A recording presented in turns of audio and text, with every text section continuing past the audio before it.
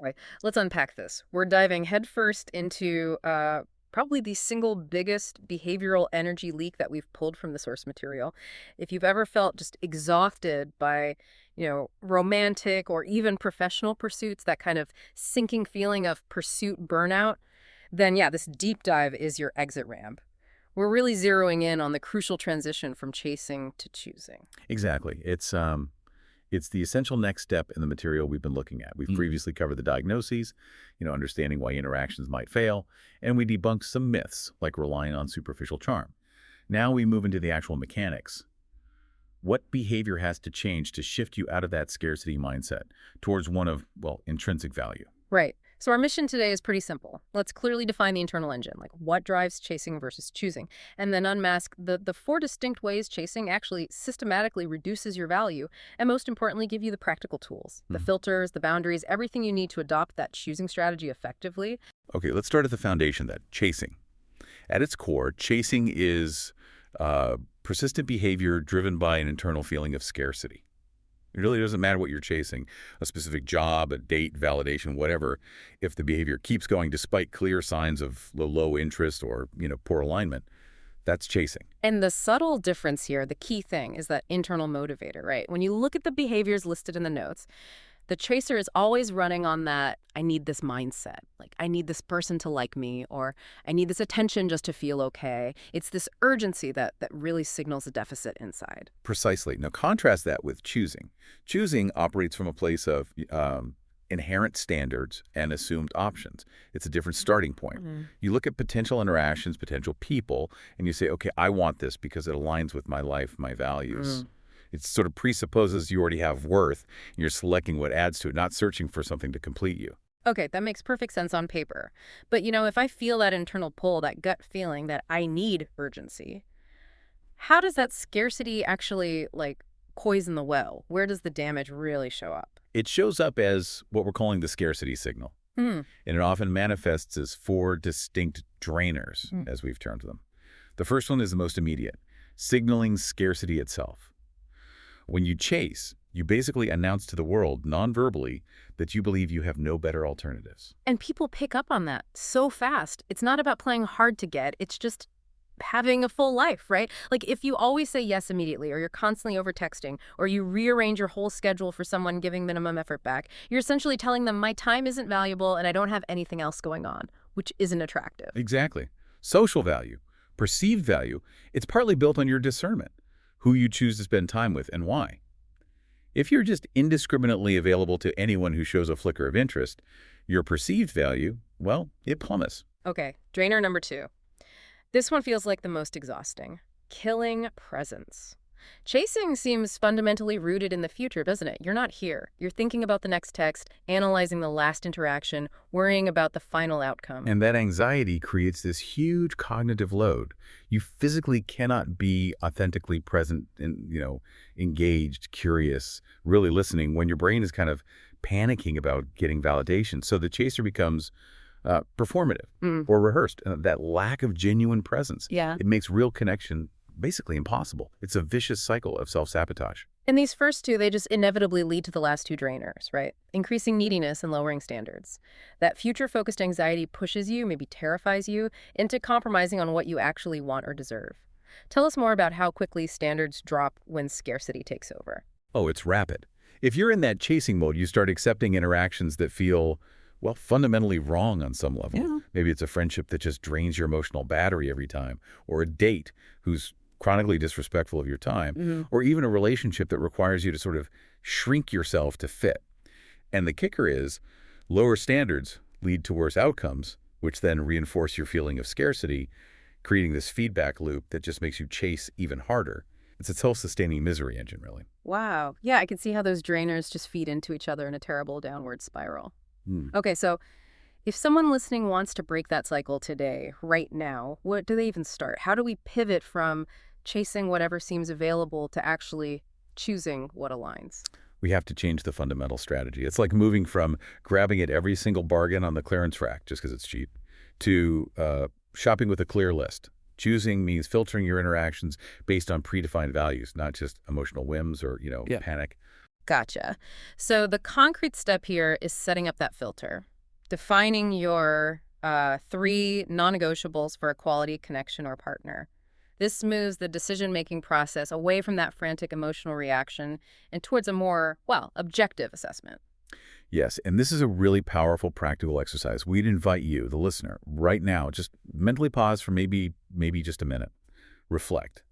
And don't think about superficial stuff like height or income for a partner. Focus on three non-superficial qualities: character traits, lifestyle alignments. Yeah, think about what genuinely supports a healthy interaction, a healthy life for you. The notes suggested some clear, measurable things. Like, for instance, do they consistently communicate directly and clearly? That's a big one. Or do they seem to prioritize personal growth? Are they trying to improve themselves? Or even just simply, do they consistently respect your boundaries and your time? Those are the kind of markers. If you can define three of those, you have your initial filter, your starting point. Okay, but let's be real for a second. When there's high attraction involved, those three non-negotiables can feel, well, pretty flimsy sometimes. What if someone meets 2 out of 3? Or they're incredibly attractive, but they fail on one key point, like, say, communication. How do we handle that internal conflict? Ah, yes, that's what we call the rigidity trap. It's a common pitfall. The three non-negotiables are designed to shortlist and guide your focus, not to be some kind of dehumanizing checklist. Yeah. If someone clearly fails a core non-negotiable, you recognize that incompatibility early. Before you get deeply invested emotionally, you don't have to judge them as a person. You simply observe, okay, this doesn't align with what I require for a close relationship or partnership. Attraction definitely needs kindness and nuance, but real commitment, that requires compatibility. And the filter protects that compatibility piece. That distinction is so crucial. It's not about being cold or writing people off. It's about being objective about your own needs. Yeah. Okay, so once we have that choosing mindset and the filter in place, what are the sort of behavioral rules? How do we apply choosing socially day to day? Right. The first rule really involves setting clear, often time-based limits. If you're operating from a choosing mindset, you consciously limit the initial texting frequency, for example. You push to meet in person sooner rather than later to assess genuine chemistry and fit, not just virtual compatibility. And, crucially, you limit your emotional investment until you see clear, reciprocal, quality interest being shown back to you. This avoids those draining months of one-sided virtual pursuit that go nowhere. And this ties directly into that concept of energy accounting, which I think is just a brilliant practical tool. Before you even agree to a plan, or maybe even before replying to a text sometimes, you check your internal energy budget. You literally ask yourself, will this specific interaction add to my life, or is it likely to actively drain me for the next day or two? And if the honest answer is drain, you pass. Politely, but firmly. Choosing means you are intentionally selective with your most valuable resource, your time and your attention. You do this to protect your presence, to enforce your standards. You are actively choosing your own peace, your own well-being, over maybe getting some potential validation. We should probably also commit to that suggested weekly practice, the one to build these choosing muscles, as the material calls them. What does that actually look like in real terms? Yeah, it's simple but effective. Pick just one interaction this coming week where you know you would normally default to that anxious chaser mode. We all have them.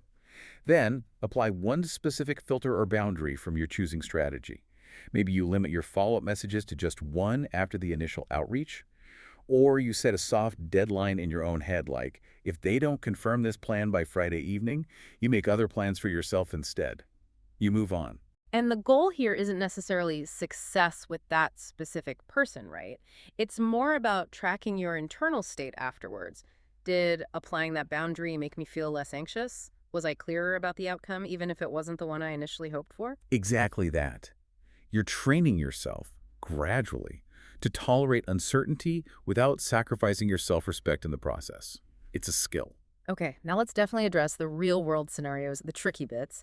We know the pitfall of misunderstanding this is huge. People worry that choosing just looks like manipulation, or you're playing games, being aloof. Let's be absolutely clear on this. Choosing is the opposite of manipulation. Manipulation relies on trickery, on pretending to be scarce or unavailable to create false interest. Choosing is just transparent honesty. It's simply prioritizing your own boundaries and preferences clearly, without drama or hidden agendas. If someone perceives your clarity or your boundaries as game playing, well, that's really their misinterpretation, stemming from their own expectations, likely based on chasing behavior they're used to. It's not actually your problem to fix. Okay, let's use a common example, one that came up in the listener notes. The scenario where someone, say a woman, texts sporadically and maybe goes silent for days, but then is incredibly intense and engaging when you do finally meet up in person, that hot and cold cycle can be really intoxicating. Right. The typical chaser reaction here is frantic. They overtext during the quiet periods, trying desperately to earn security or stability from this inconsistent person.